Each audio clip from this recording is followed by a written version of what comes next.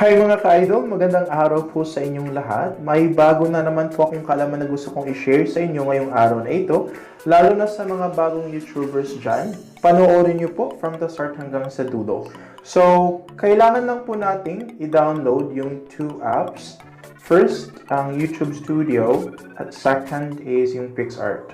So, let's download it from the Play Store. Okay, so type lang po natin, i-search lang po natin yung YouTube Studio at yan po yung mukhang makikita natin after ma-search from Play Store. So since na-download ko na yan, let's download PixArt. And yan din po yung mukha ng PixArt after nyo ma-search sa Play Store. And since na-download ko na po yung two apps, so let's start. Let's go to PixArt first. Okay, so you just have to select X. And then plus sign. Yep, yan na po yung loob mismo ni PixArt. So makikita nyo po sa may baba, may marami po kayong mapagpipili ang kulay sa color backgrounds. And then sa may taas, may makikita din po kayong backgrounds. Yung iba dyan may bayad, so you have to register your card details if you have that card. So if you would like free backgrounds, nandun po yun sa taas. Wait, oh, ayun, free backgrounds. So you just have to select CO. Okay, ay mali. Mali na pinindot ko, sorry. So yan, just back. And then scroll to the left.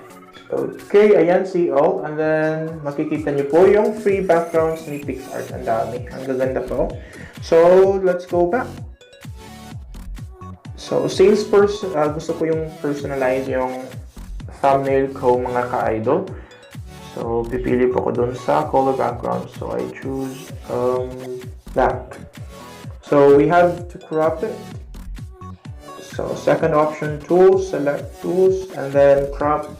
And then sa may baba po, makikita nyo po yung YouTube.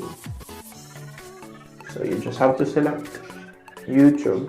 And then if you would like to add photo, so you just have to select the photo that you would like to add on the thumbnail. So yan po, KZ. Bakit po si KZ? Kasi yung gagawin po nating thumbnail ngayon mga ka-idol, yan po yung ilalagay ko dun sa video na in-upload ko earlier. Yung KZ's song lyrics na video. So mga ka-idol, may dalawang options po kayo. I-drag nyo lang po yun. I-zoom nyo lang po yung picture hanggang sa matago yung dapat na may tago. Or else, other option, you can cut it out. I mean, you can cut out Casey's photo. Sa may baba po, makikita nyo po yung scissors icon. The third option, you just have to select a person icon below the picture.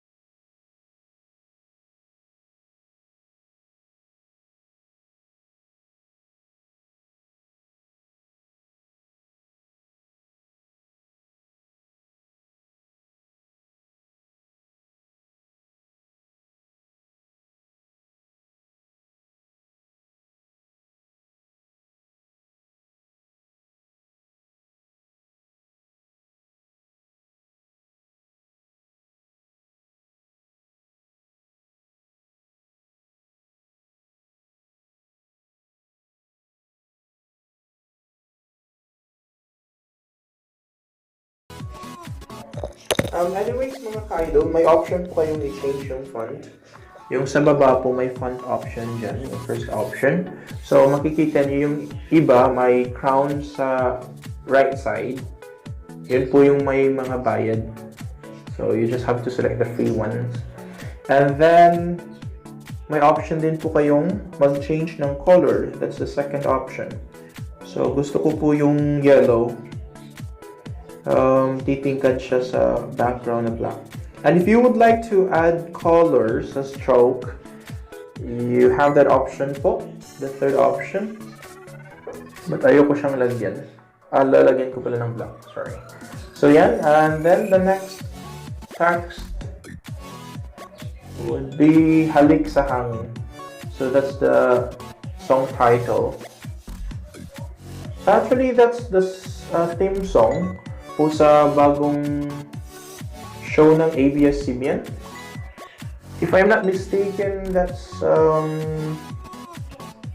The Bride Killer, no. The Killer Bride, right? I think so. The Killer Bride ni Maha Salvador at Janela. So yan, font. Yan po yung font na nagustuhan ko. And then add another text. So that's lyrics. Okay, lyrics. Ayan, so change font. Drag it. Okay, make sure na nasa gitna po siya. And then parang may kulang.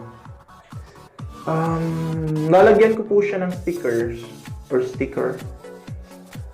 Music related sticker. So makikita po natin yung sticker doon po sa options, one of the options pag na-select natin yung plus sign. So ayan, sticker. So you have the option to search. I'll put note or the top note. And then lalabas po yan. Okay, ang daming choices. Ayan, baba.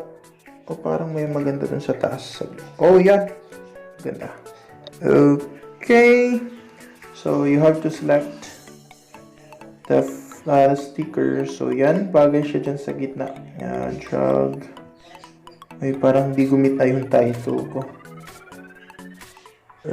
Okay, so i-drag ko po yung Halik sa Hangin at lyrics to the left.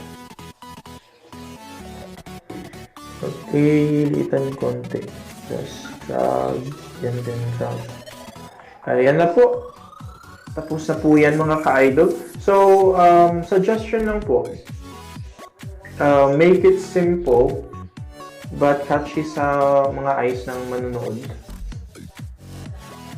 Okay, so yan, just click arrow po, makikita niyo po yun sa right top corner, and then just X, and then you just save it. Select save and then done.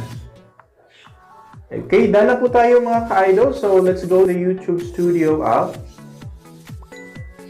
Ayan po yung itsura ng YouTube Studio app. Yan po yung bagong channel ko po for music, for songs. 2 days ago pa po lang nagawa. So yan, you just have to select the video. And then just select edit the video button.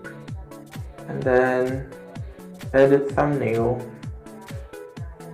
Then change. You just have to select change. And then, i-select nyo lang po yung thumbnail na nagawa nyo kanina. Ayan. And then, select. And then, save it. Yan po. Ganun lang po ka-easy gumawa ng thumbnail for YouTube videos.